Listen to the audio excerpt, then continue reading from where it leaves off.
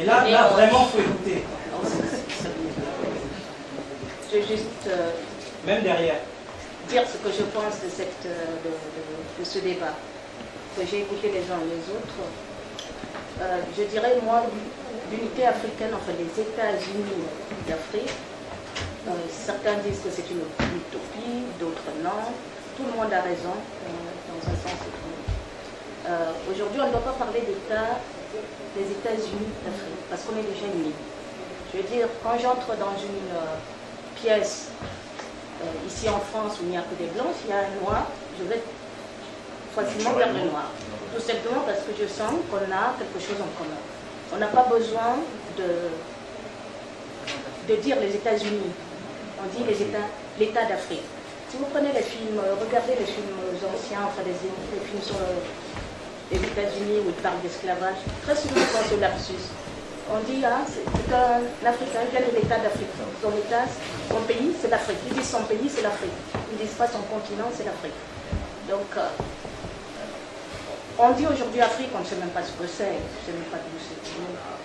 D'autres nous disent Canet, d'autres nous disent ceci, mais on sait au moins qu'on a une unité qui est déjà la langue, la façon dont on parle. Quelles que soient les langues africaines, vous allez voir, on parle par des images. Même si on ne se comprend pas, si un Africain parle, rien qu'à le regarder, on va savoir ce qu'il est en train de dire. Vous avez des images du style pour dire votre tête est plate, on va dire tu as une tête comme une poêle. Donc, une tête de serpent. Si on parle comme ça, un occidental ne va pas comprendre, mais un Africain comprend. Très bien. Donc, quel que soit, cette union l'est déjà. Parce que quand on dit l'État-nation, pour pouvoir faire l'union, il faut déjà la nation. On a déjà cette nation, on a déjà cette notion de nation en tant qu'Africain. On va utiliser le terme africain parce que c'est ce qu'on connaît, bien qu'on pourrait le rebaptiser après, mais pour l'instant, on comprend à peu près comment c'est délimité. De dire je suis camerounaise, pour moi, ça ne veut rien dire. Camerounaise veut dire crevette. Ça ne m'apporte rien. Je ne suis pas plus proche en tant que Bamileke. Bamileke, je sais ce que c'est. C'est mon ethnie. Donc, je ne suis pas plus proche, moi, en tant que Bamileke, du Camerounais du Nord, de l'Aoussa, que du Sénégalais. Si on veut parler de divergence, si on veut parler de diversité de culture. C'est dans cette mesure que je peux dire qu'on est différent, parce que peut-être nos coutumes vont diverger un peu, mais à la base, comme la culture latine, la base est la même. Donc, cette union, on l'a déjà. On n'a pas besoin de la faire. Quand on dit, donc quand je dis chacun a raison, quand on dit les États-Unis d'Afrique, est-ce qu'on peut le faire? Moi, je pense qu'il s'agit simplement, quand on parle des États-Unis d'Afrique, c'est en fait, effectivement, enlever les frontières passées par les colons au départ, qui sont des frontières fictives, tout le monde le sait. Donc, moi, en tant que Bamileke, je vais mieux m'entendre avec un Bamileke qui est en Afrique du Sud, parce que c'est les mêmes coutumes. Tout comme l'Aoussa du Cameroun, moi je veux s'apprendre avec l'Aoussa de l'Afrique de l'Ouest. Donc, c'est les mêmes coutumes. Donc, ces frontières ne veulent rien dire. Donc, tout ce qu'on a à faire, si on veut dire qu'on veut faire sauter les barrières, ça va être difficile parce que, effectivement, on a besoin pour ça d'être puissant militairement. Il faut qu'on ait des armes à tuer. Or, l'Africain n'a pas développé des armes à tuer. Il a développé des armes pour soigner, des armes pour aider, mais pas des armes à tuer. L'Occidental a développé des armes à tuer. Donc, on n'a pas ces armes-là. L'Occidental, le colon ayant mis ses armes justement pour nous empêcher de nous développer sur le plan économique, il faudra du temps. Et pour ça, il faut qu'on se développe sur le plan économique. Et pour se développer sur le plan économique, j'entends beaucoup dire il faut l'éducation. Mais c'est vrai qu'il faut l'éducation, mais quelle éducation? On a passé le temps à nous faire, qu'est-ce que le colon a commencé à faire? À venir nous apprendre leur langue. Du coup, le chef du village, les sages du village qui étaient instruits, je repars du cercle Bamileke, que je connais bien et que je peux développer.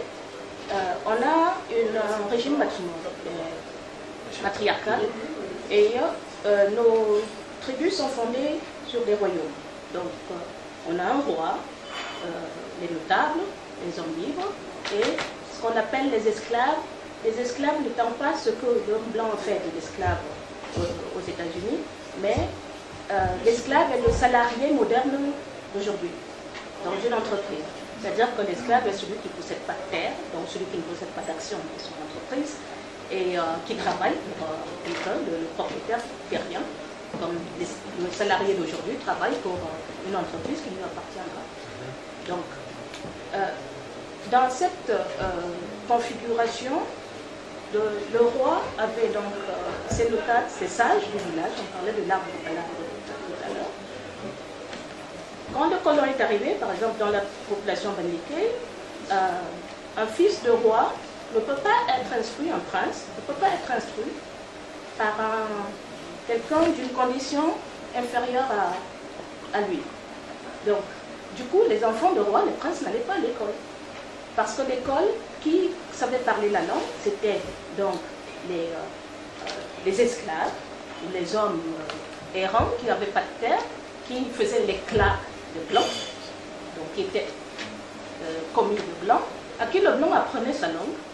Et le blanc faisait monter en hiérarchie en lui donnant, parce qu'il conduisait sa voiture, parce qu'il avait la cabane du blanc. Donc du coup, dans la hiérarchie, c'est celui-là qui devenait instituteur. Et pour aller à l'école, il fallait que le prince puisse aller se faire enseigner par un esclave, ce qui n'est pas possible. Le prince doit apprendre des notables, il ne doit pas apprendre des esclaves. Donc du coup, qu'est-ce qu'on a décidé? On a décrété que l'homme qui parlait, qui ne savait rien des affaires du pays, qui n'avait aucune instruction, était l'homme le plus intelligent, tout simplement parce qu'il parlait une langue étrangère. Qu'est-ce qu'on vous apprend à l'école? A, B, C, D, savoir écrire une langue. C'est tout. Vous donne-t-on un métier? Non.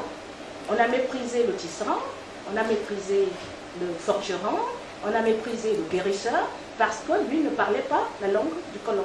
Or, ces notables, souvent, parlaient cette langue d'Afrique. Mais c'était quoi? C'était des villageois, c'était des hommes incultes, non instruits. Inculte voulait dire quoi? Voulait simplement dire, vous ne parlez ni français ni anglais, ou allemand, à l'école. Donc, on a hissé au niveau de la hiérarchie des gens qui n'avaient aucune culture, enfin aucune connaissance, qui étaient en fait les vrais incultes, sont devenus des seigneurs, tout simplement parce que c'est eux qui ont hérité de la case du blanc et ainsi de suite. Donc aujourd'hui, qu'est-ce qu'on fait? Il y a un lavage de cerveau qui se passe et on est à un niveau où on dit qu'on a été à l'école. Pourquoi nos soi-disant élites politiques ou je ne sais pas quoi sont les plus bêtes? Pourquoi plus quelqu'un va à l'école du blanc, comme on dit, c'est lui qui ne comprend rien. Parce que depuis, je vous entends parler, c'est toujours l'éducation, il faut éduquer, il faut démocratie. Mais démocratie de quoi? Pourquoi est-ce qu'on doit copier un système occidental? Pourquoi est-ce qu'on doit absolument avoir une démocratie? Comme je dis, cette démocratie est très bien. Je ne dis pas qu'elle n'est pas bonne, mais le fondement même de votre société, dans votre maison même, commencez comme disait ma fille, le fondement même de notre société, quand vous prenez la famille, le père, la mère, ou le père, les mères, et les enfants, dans quelle maison un enfant peut parler de la même voix que le père et la mère?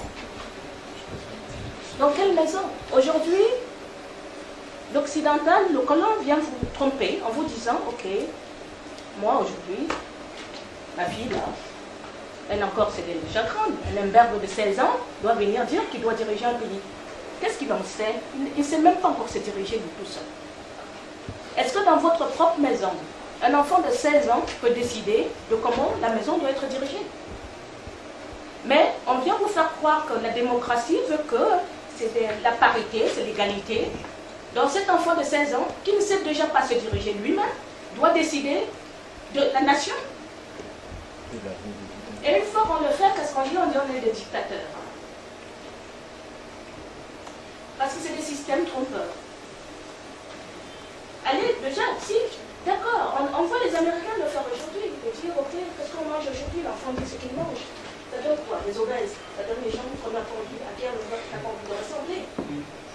Si on doit voter à part égale, un enfant de 2 ans doit dire ce qu'il veut, effectivement. Bon, si c'est cette société, société qu'on veut, il n'y a pas de problème. Mais ça veut dire quoi, démocratie? Ou même y a-t-il une démocratie parfaite? Bon. Donc, c'est un système qui n'est pas le nôtre.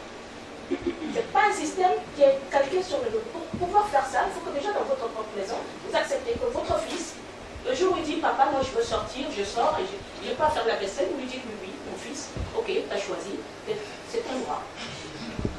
Ce jour-là, vous pourrez effectivement accepter qu'il y ait démocratie de la même manière. Du moment où ce cercle, ce fondement, l'État, la nation n'est faite que de ces familles qui après font la nation. Donc si dans notre façon d'agir, on n'est déjà pas démocrate à la base, je dis l'Américain le fait, il n'y a pas de souci. L'Américain le fait, mais même dans son foyer, il arrive à dire à un enfant, ok, on vote aujourd'hui, qu'est-ce qu'on mange? Mais êtes-vous capable de le faire? Voilà. C'est tout comme vous embrasez cette histoire, je vais dire c'est juste pour taquiner, hein, c'est pas pour soulever une polémique ou pour dire que je suis pour ou contre, mais simplement de dire, ok, il faut la monogamie, il faut ceci. L'homme africain ne réagit pas comme ça. La polygamie n'est pas un problème. La polygamie n'est pas un problème tant que chaque femme a son foyer. On a toujours, quand on dit l'enfant n'est pas l'enfant de la famille, l'enfant est l'enfant de la tribu. Donc, on prend... Ce que je veux simplement dire, c'est que on a pris des modes de vie, des concepts externes qu'on veut greffer sur notre culture qui n'est pas...